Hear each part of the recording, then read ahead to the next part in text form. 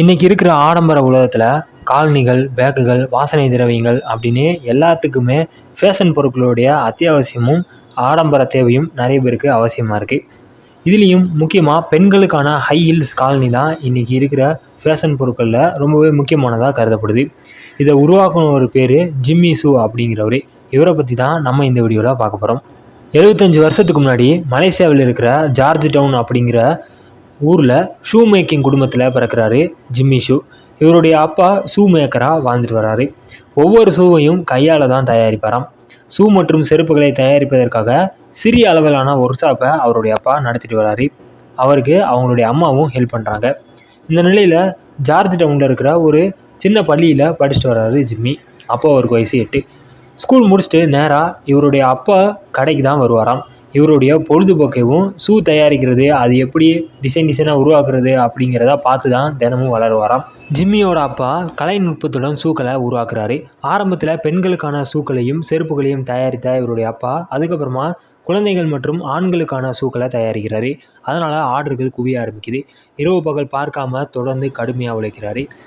ஜிம்மியின் அம்மாவுக்கு பிறந்தநாள் வருது. தன் கைகளாலேயும் தோளிலான செருப்பை உருவாக்குறாரு ஜிம்மி. அப்போ அவருக்கு வயசு 11. முதலாக தான் உருவாக்கிய செருப்பை அம்மாவுடைய பிறந்தநாளுக்கு பரிசாக கொடுக்குறாரு. ஷூவை தயாரிப்பதை காட்டிலும் செருப்பை உருவாக்குறது ரொம்பவே சுலபம் அப்படின்னு நினைக்கிறாரு. தொடர்ந்து 8 மணி நேரம் உழைத்து அம்மாவுக்காக செருப்பை உருவாக்குறாரு.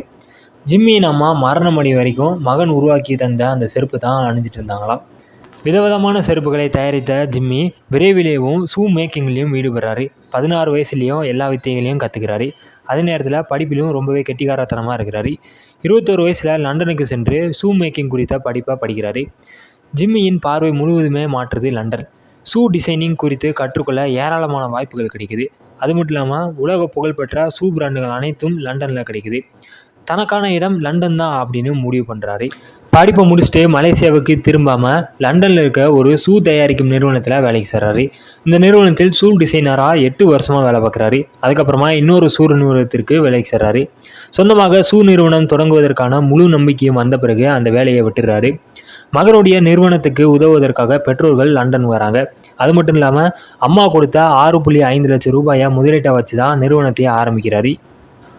ஆரம்ப காலத்தில் பெண்களுக்கான ஷூ மற்றும் செருப்புகளை தயாரிப்பதில் மட்டுமே கவனம் செலுத்துகிறாரு. ஜிம்மி ஷூ தயாரிக்கும் போது அவருடைய பெற்றோர்கள் உதவியாக இருக்கிறாங்க.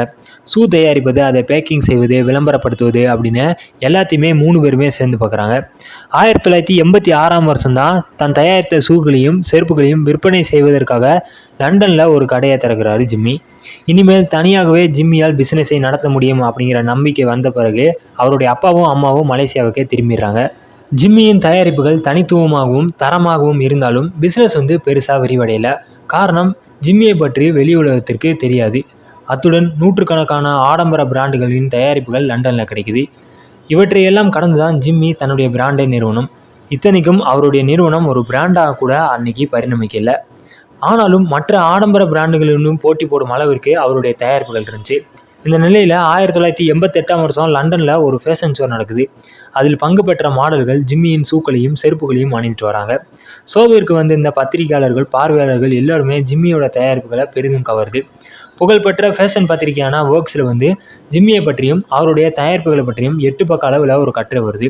இந்த கட்டுரை தான் ஜிம்மியின் வாழ்க்கையில் ரொம்பவே திருப்பு முனையாக அமையுது. இந்த கட்டுரையை படித்த பல பிரபலங்களும் பெரும் பணக்காரர்களும் ஜிம்மியை நோக்கி படையெடுக்க ஆரம்பிக்கிறாங்க. ஆயிரக்கணக்கான ஃபேஷன் டிசைனர்களுக்கு ஜிம்மியை அறிமுகமாகிறாரு. ஆர்டர்கள் நிறைய வருது. 1990களில் தூங்காமல் 3 நாட்கள் தொடர்ந்து வேலை செய்கிறாரு ஜிம்மி. இந்த சூழலில் இளவரசி டயானாவுக்கு வேண்டிய ஷூக்களையும் செருப்புகளையும் தயாரிக்க சொல்லி ஆர்டர் வருது. ஆடி போயிடுறாரு ஜிம்மி. இந்த மகிழ்ச்சியை முதலாக தன்னுடைய அம்மாவுக்கு தான் தெரிவிக்கிறாரு. ஜிம்மி தயாரித்த செருப்புகளும் ஷூக்களும் டயானாவை வெகுவாக்க வருது. டயானா மூலம் ஜிம்மிற்கு நிறையா வாடிக்கையாளர்கள் கிடைக்கிறாங்க. 1996 வருஷம் தாமரா மெல்லன் அப்படிங்கிறவரோட கூட்டணி சேர்ந்து ஜிம்மி ஷூ அப்படிங்கிற தன்னுடைய பெயர்லேயே பிராண்டை உருவாக்குறாரு. தந்தையை போலவே கைகளாலேயும் அனைத்து விதமான காலணிகளை உருவாக்குறாரு. ஜிம்மி ஷூ காலனியின் சிறப்பை அணிந்தால் மட்டுமே உணர முடியும். 2000 ஜிம்மி ஷூவின் காலணிகளை அணியாத பிரபலங்களே இல்லை அப்படின்ற சொல்லும் அளவிற்கு அவருடைய புகழ் பரவி இருந்துச்சு. குறிப்பாக இந்த ஹை ஹீல் செருப்புகள் தான் ஸ்டைலாகவும் அணிவதற்கு வசதியாகவும் இருந்துச்சு. இப்போதும் ஜிம்மி ஷூவோட ஹை ஹீல்ஸுக்கு உண்டான மவுசு குறையவே இல்லை.